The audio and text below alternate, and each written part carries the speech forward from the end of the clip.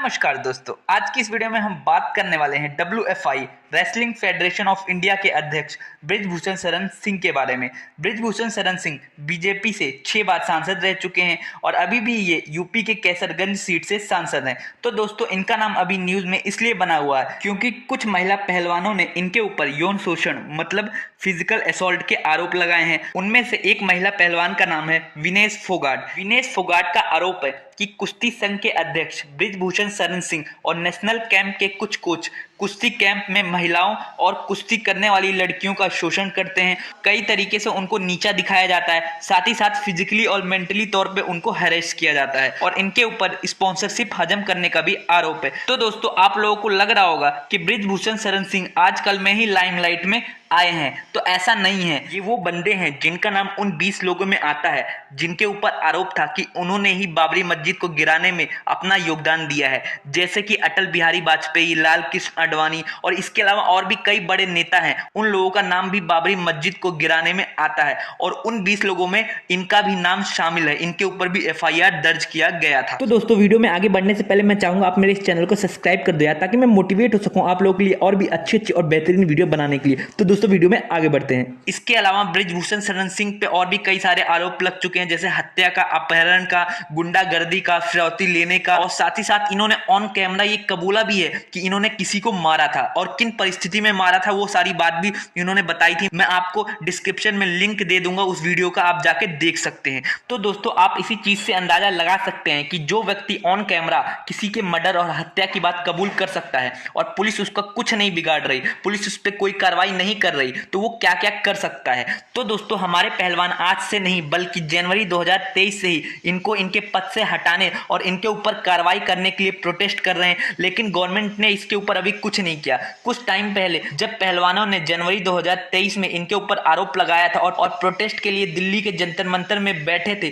तो उस टाइम कई सारे मंत्री लोग आए और इन पहलवानों से कहा गया था कि इनके ऊपर कार्रवाई होगी और इनको इनके पद से हटाया जाएगा। लेकिन जब इनके ऊपर कोई विशेष कार्रवाई नहीं हुई तो अप्रैल 2023 में पहलवानों ने दोबारा जंतर मंतर पे धरना देना स्टार्ट किया। तो दोस्तों, आज की इस वीडियो में हम यही जानने की कोशिश करेंगे कि बृजभूषण सिंह इतने पावरफुल कैसे बने और इनके राजनीतिक करियर की शुरुआत कैसे हुई। तो दोस्तों, इसके लिए हमें समय में थोड़ा पीछे जाना पड़ेगा। तो दोस्तों, बृजभूषण सिंह का जन्म 8 जनवरी 1958 में गोंडा के उत्तर प्रदेश में हुआ था। इनके 3 बच्चे हैं, एक का नाम प्रतीक, दूसरे का नाम करण और इनकी एक बेटी भी है जिनका नाम शालिनी है। तो दोस्तों, जो इनके बेटे हैं प्रतीक, और वो गोंडा से विधायक है। तो दोस्तों, इस बात से आप समझ सकते हैं कि बाप बेटे दोनों राजनीति में कितने ज्यादा सक्रिय हैं। इसके अलावा जो इनकी वाइफ है वो भी गोंडा से जिला पंचायत रह चुकी हैं। तो दोस्तों, इन्होंने अपनी कॉलेज की पढ़ाई 1979 में अवध विश्वविद्यालय से स्टार्ट करी थी। वहां पे ये कानून की पढ़ाई पढ़ते थे और आज ये यहाँ पे कानून तोड़ रहे हैं। तो दोस्तों, जैसे कि मैंने आपको शुरू में बताया कि इनका शुरू से ही रुझान राजनीति में था, तो ये कॉलेज के संघ के नेता भी रह चुके थे और फिर धीरे धीरे करके 1988 तक ये बीजेपी के संपर्क में आए और बीजेपी के जो हिंदू से रिलेटेड कामकाज होते थे उनमें ये बढ़ चढ़ के भाग लेते थे। इस तरह ये एक हिंदू नेता के तौर पर सामने उभरने लग गए।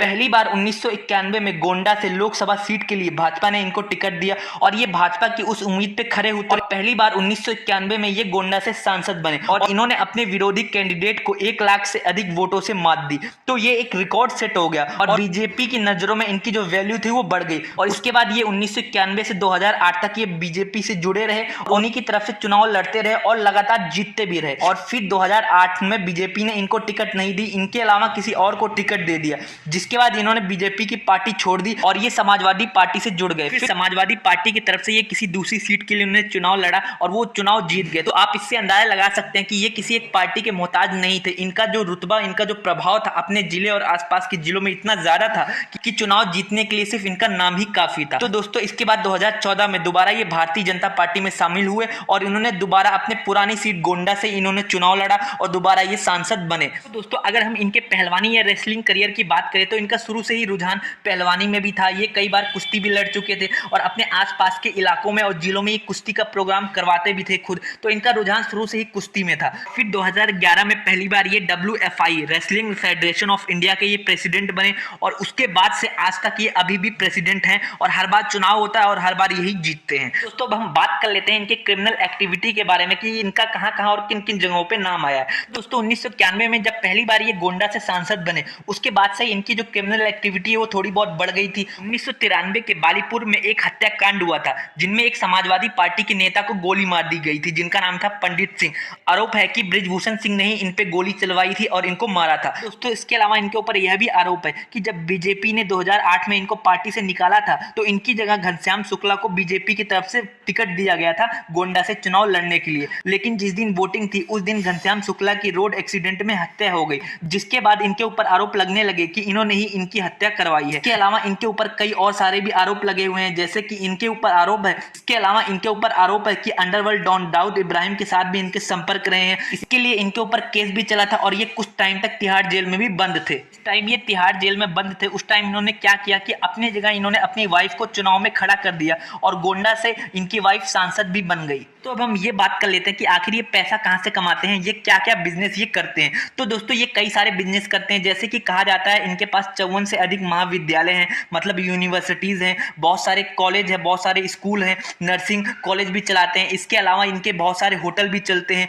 और साथ ही साथ ये ठेकेदारी का भी काम करते हैं। एक रिपोर्ट के मुताबिक ये अंदाजा लगाया गया है कि इनके पास 80 से 85 करोड़ की संपत्ति है जो कि रिकॉर्ड में दर्ज है। इसके अलावा अवैध संपत्तियां कितनी होंगी आप अंदाजा भी नहीं लगा सकते। इसके अलावा कुछ संपत्ति इनकी वाइफ के नाम है, कुछ इनके भाई के नाम है। ऐसे कर करके इन्होंने कई करोड़ संपत्ति जुटा रखी है। दोस्तों अब हम ये बात कर लेते हैं आखिर क्यों इनके ऊपर कोई कार्रवाई नहीं हो रही है या क्या रीजन हो सकता है। तो दोस्तों जैसे कि आप लोगों को पता है कि ये बीजेपी से 6 बार सांसद रह चुके हैं, साथ ही साथ जो इनके बेटे हैं वो भी विधायक हैं, जो इनकी वाइफ है वो भी गोंडा से जिला पंचायत अध्यक्ष है। और इसके अलावा जो इनकी पहुंच है वो कई जिलों तक है, जैसे कि गोंडा, कैसरगंज, बलरामपुर और भी ऐसे कर करके 4-5 जिलों में इनकी पहुंच है। बेटे भी विधायक हैं, ये भी सांसद हैं और भी दूसरी चीजें हैं, जिस वजह से हो सकता है इनके ऊपर कोई कार्रवाई अभी नहीं हो रही। लेकिन देखते हैं कब तक ये कार्रवाई नहीं होती, क्योंकि जो पहलवान और रेसलर है वो अब भी जंतर मंतर पर बैठे हुए हैं और जो ये बात है ये मीडिया में फैल चुकी है। अगर इस बात में कोई भी सच्चाई है तो हो सकता है आने वाले टाइम में ये गिरफ्तार हो जाए और इनको अपने पद से रिजाइन देना पड़े। तो दोस्तों देखते हैं आगे क्या होता है। अगर कुछ भी अपडेट आती है तो मैं आप लोगों को जरूर बताऊंगा। उम्मीद करता हूं आपको ये सारी चीज समझ आए। अगर आपको इससे रिलेटेड कोई बात पूछनी है तो आप नीचे कमेंट कर सकते हैं। तो दोस्तों जाते जाते मैं चाहूंगा आप मेरे इस चैनल को सब्सक्राइब कर दो यार, ताकि मैं मोटिवेट हो सकूं आप लोगों के लिए और भी अच्छी और बेहतरीन वीडियो बनाने के लिए। तो दोस्तों आज की वीडियो में बस इतना ही।